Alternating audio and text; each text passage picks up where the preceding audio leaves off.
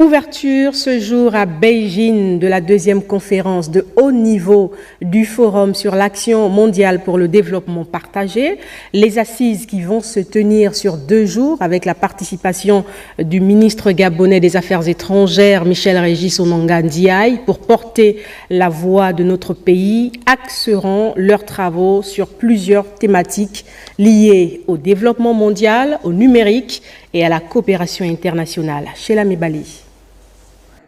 Présidée par le ministre des Affaires étrangères de la Chine, la conférence de haut niveau du Forum sur l'action mondiale pour le développement partagé a ouvert ses portes avec le discours du président du CIAD qui, dans son allocution, s'est appesanti sur les projets entrepris par cette organisation. S'en est suivi l'intervention du ministre des Affaires étrangères de la Chine qui, lui, n'a pas manqué de revenir sur la création d'une réserve de financement de projets de développement en travaillant avec les pays du Sud. L'ancien secrétaire général de l'ONU a pour sa part lancé un appel aux pays développés à venir en aide aux pays en développement. Puis le ministre des Affaires étrangères, dans son allocution, a présenté les atouts du Gabon dans le cadre de la politique publique avant de rappeler l'élaboration du plan cadre de coopération avec l'ONU. Le Gabon a élaboré un plan cadre de coopération avec l'Organisation des Nations Unies pour la période 2023-2027. L'objectif est de réduire spécifiquement ou significativement la pauvreté, les inégalités sociales et de genre, tout en préservant les écosystèmes pour un développement durable. Les priorités nationales touchent également l'amélioration de la gouvernance, le renforcement des instruments de financement du développement durable, ainsi que la transformation de l'économie.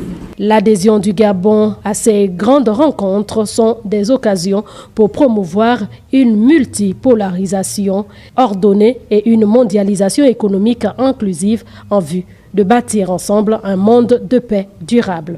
Les travaux qui se sont ouverts ce jour prendront fin ce week-end avec des résolutions fortes pour le développement des pays africains.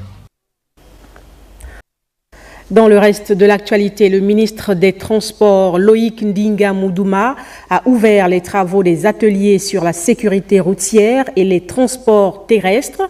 L'objectif principal est d'apporter des solutions aux différents problèmes que rencontre ce secteur, mais aussi le restaurer et le restructurer à l'ère de la transition. Léonel Pissamboutsou et Thierry Aldomondaka. La restauration des institutions n'est pas une simple expression au ministère des Transports. Prendre des nouvelles dispositions pour une meilleure qualité des services, c'est tout le sens donné à cet atelier sur la sécurité routière et les transports terrestres. Le chef de l'État nous a demandé instamment de mettre en œuvre les résultats du dialogue national. Sans attendre et sans délai, disait-il, il fallait maintenant qu'on réfléchisse à voir comment mettre en œuvre les résolutions qui ont été arrêtées par nos experts qui ont pris part au dialogue. Pendant ces 3 jours, il s'agira de réfléchir sur toutes les problématiques qui touchent le secteur du transport et spécifiquement le transport terrestre. Au nombre des sujets évoqués figure l'épineuse question des coûts des transports et la formation des conducteurs routiers. Ce ne sont pas les transporteurs qui définissent le coût au kilomètre. C'est une responsabilité du ministère des Transports.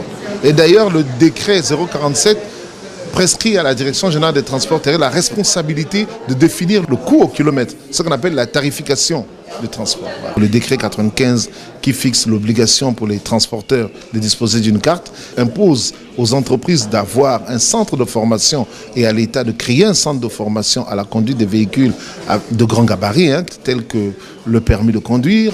Notons que cet atelier vise à réfléchir sur les problématiques liées au transport terrestre au Gabon pour aboutir à une gestion plus optimale de ce secteur. Cette visite inopinée du ministre de l'Environnement ce matin au siège de Clean Africa, les objectifs de cette visite avec Marie-Chantal Ndong et Yannick Menga. Dans la mi-matinée, le chef du département de l'environnement et son cabinet ministériel sont arrivés de façon inattendue à la direction générale de Clean Africa. Écoutez, c'était une visite inopinée. Et ce matin, de Madame le ministre de l'Environnement, que j'ai trouvée très enrichissante. Madame le ministre, effectivement, est venue s'enquérir de l'évolution de notre dossier, de notre demande d'agrément, qui est toujours en cours et qui est sur son bureau. Elle avait besoin d'éclaircissement et elle est venue à la source. Le ministre de l'Environnement décline les raisons de cette visite. J'ai reçu dans mes bureaux une demande d'autorisation. Ça fait près de 2 semaines. Et avant d'apposer ma signature, j'avais besoin d'autres pièces qui accompagnaient le dossier. Mais malheureusement, je relance mes services. Jusqu'à présent, je n'ai pas reçu de retour. Et j'ai jugé opportun de venir, tout ce qui n'a fait qu'être dans Libreville. J'ai jugé utile de venir sur les lieux, m'enquérir de la situation. Les services métallurgiques et de valorisation des déchets ont été visités par la délégation du ministère de l'Environnement.